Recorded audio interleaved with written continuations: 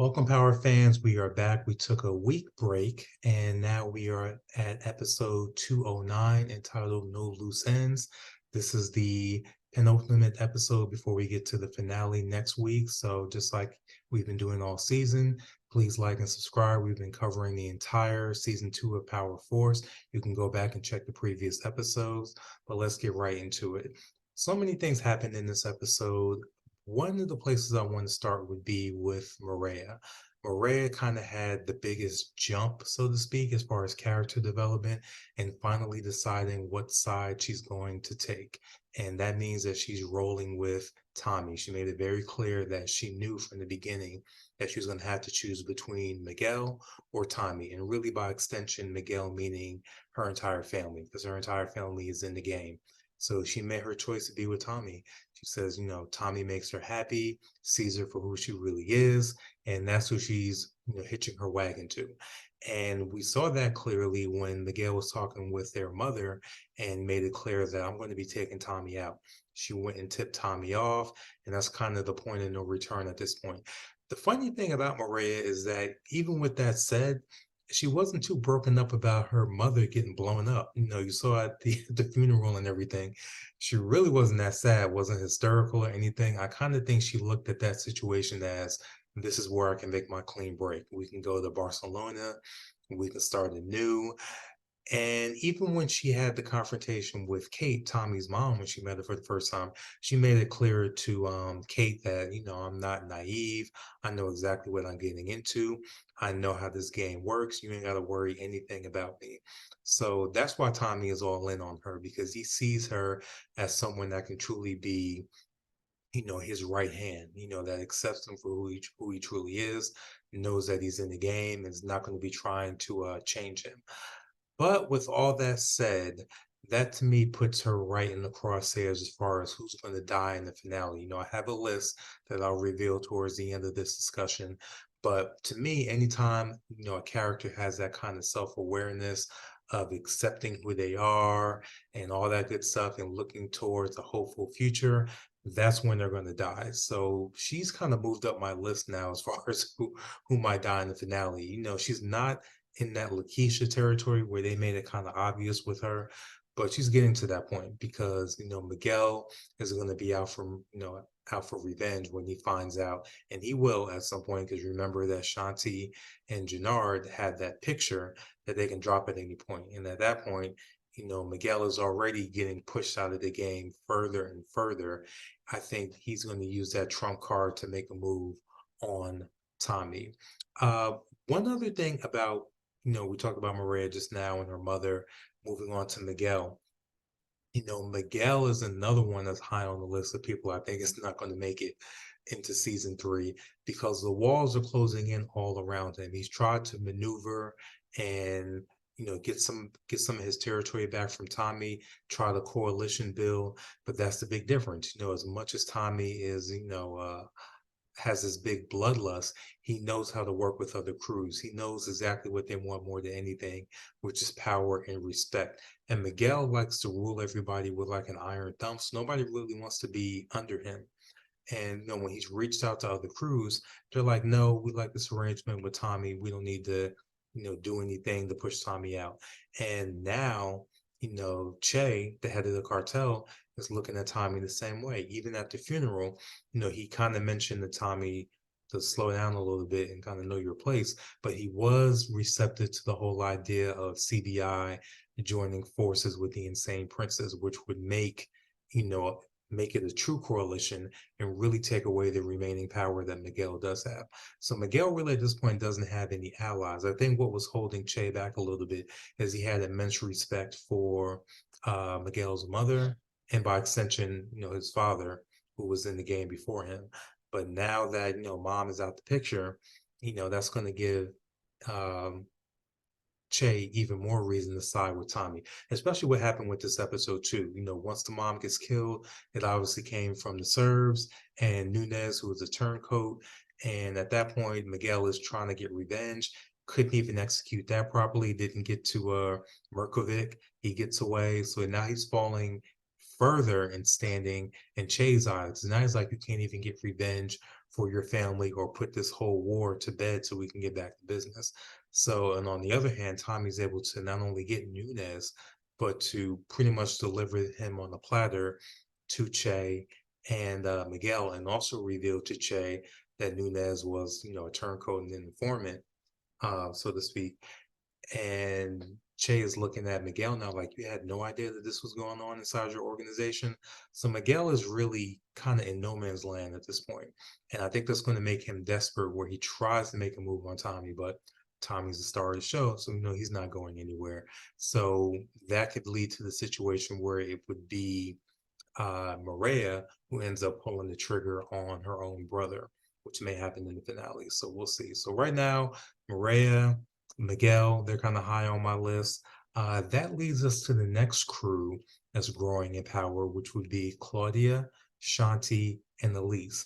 They're very formidable. I don't know if this is going to last, but I like the whole idea of Claudia being the face because, she has tenure with the Serves and the other crews. So they know her and her family. So she works as a face. Shanti is more so the brains. She's telling Claudia how we can make this move between Tommy and all of them without them knowing. And then you have Elise, who is the bank. She's the one with the money. And, I'm looking at her.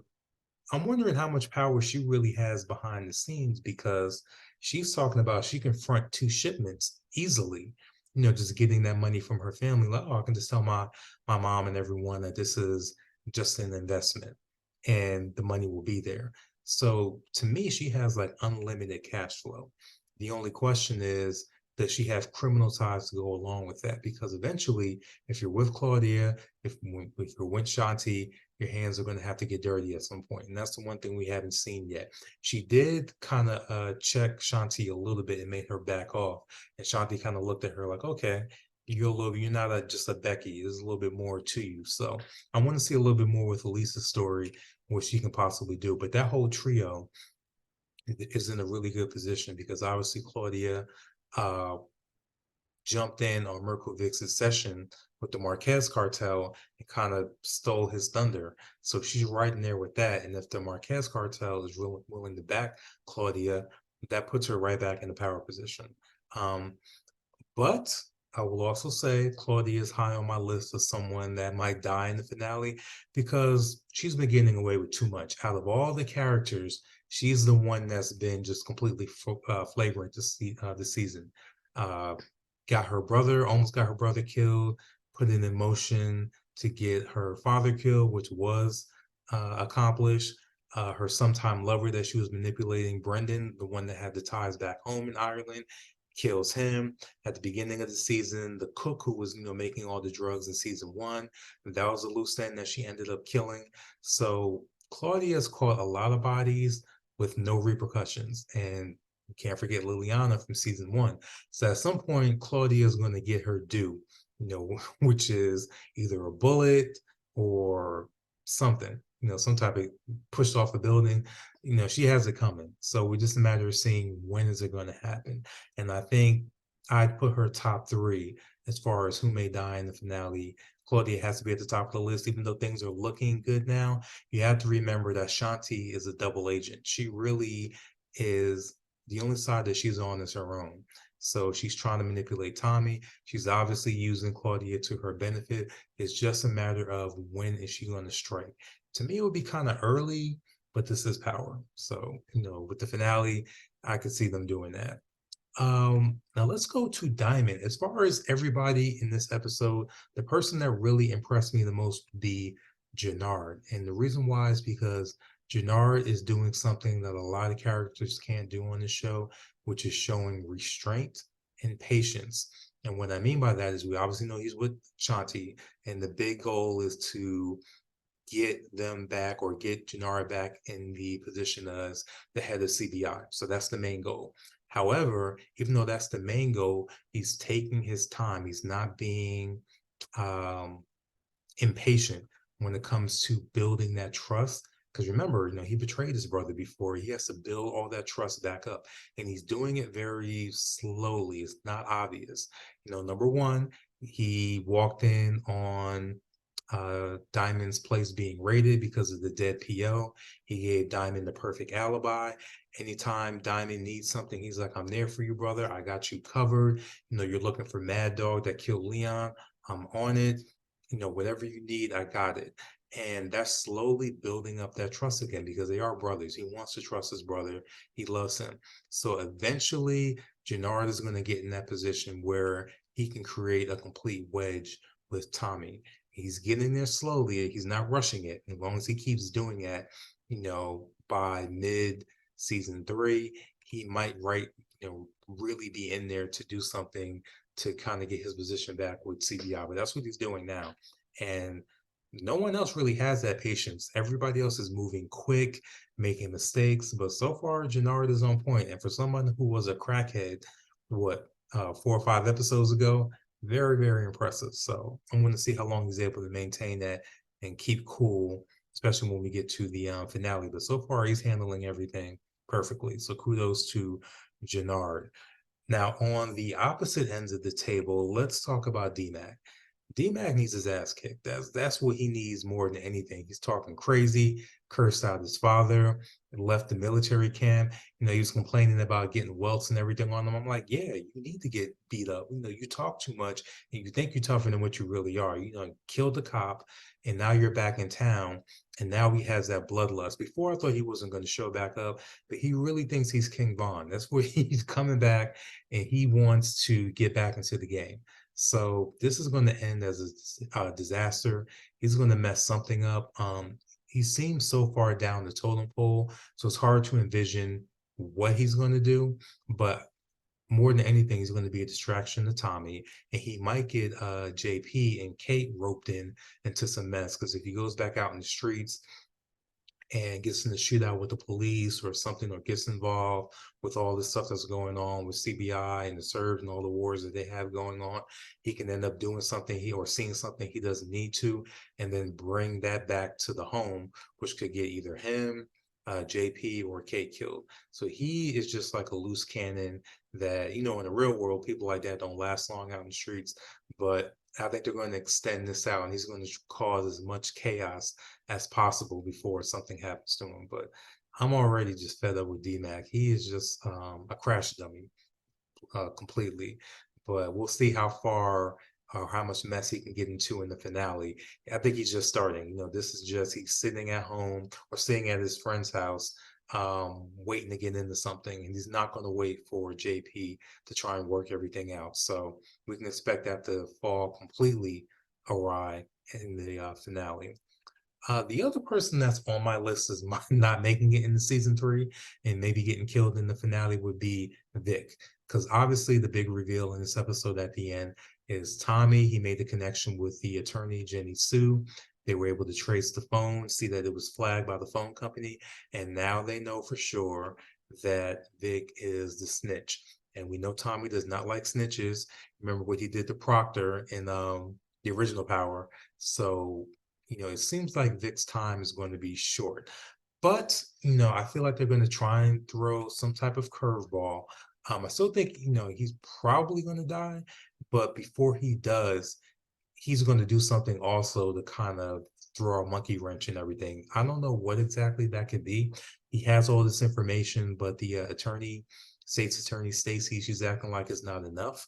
So I'm like, if they don't have enough now, what can they need to get an arrest? Will he try and rope in Miguel and all them in the Chase cartel? Will he try and do something to screw his sister over?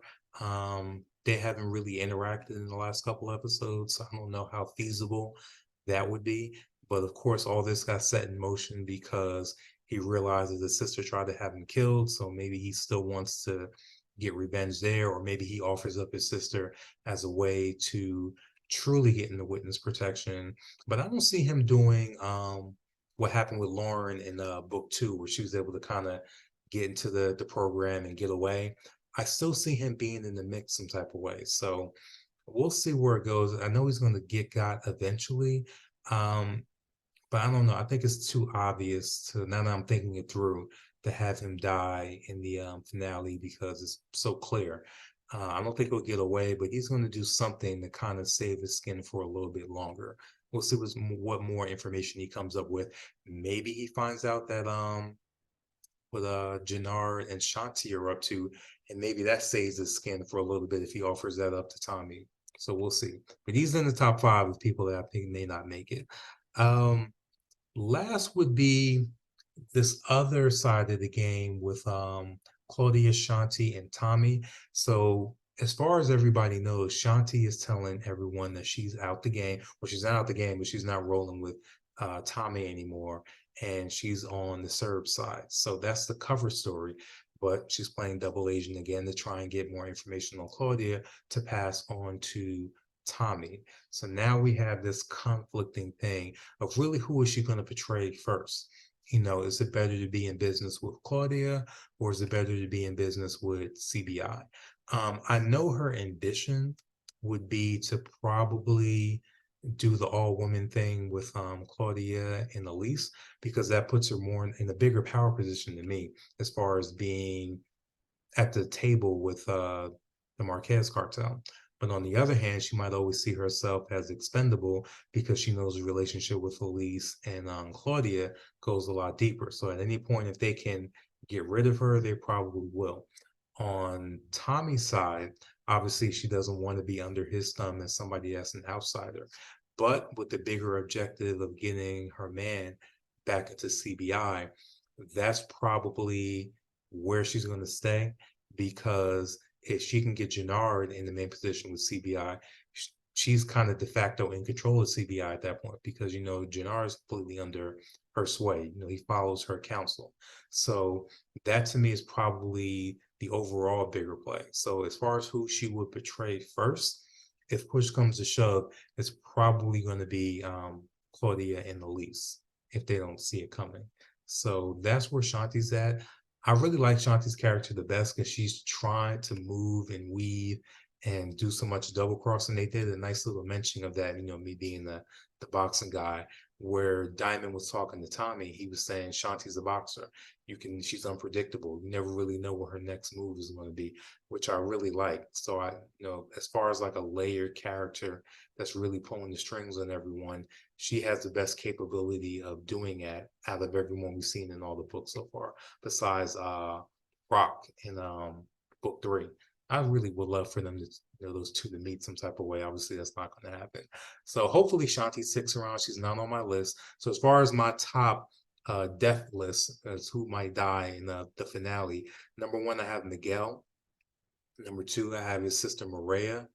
Number 3, I'm going to go with Claudia. And number 4, I'm going to go with Vic. So that's my top 4 of who's likely to die in the finale next week. So let me know what you guys think. I think we've covered everything. As far as a setup episode, this was still pretty good. A lot of information was covered. We got Mireya really being deep in the game now. She's not being wishy-washy anymore, so which means she's probably going to quit her job as being a nurse and be a full-fledged, in there with Tommy. She might be showing up to CVI meetings soon and giving her input for all we know. But let me know what you guys think for episode 209, No Loose Ends. We'll be back covering the finale next week. Unfortunately, the strike is still on, so I can't get any interviews yet. But I am hearing word that the strike may end in the next couple weeks. We've been hearing that for a while now, but if it does end, I will try and get some interviews, with this cast, or starting in December. Obviously, we're getting Raising Kanan coming back. I got a couple of those episodes I have to watch, but they're under embargo for a little bit. But I'll be covering Raising Kanan after this finale, and probably will do a couple more Power Force prediction videos on what might happen in season 3. So thank you for tuning in. Make sure you like and subscribe, and I will see you next week after midnight to cover the finale of season 2. Take care and enjoy your weekend.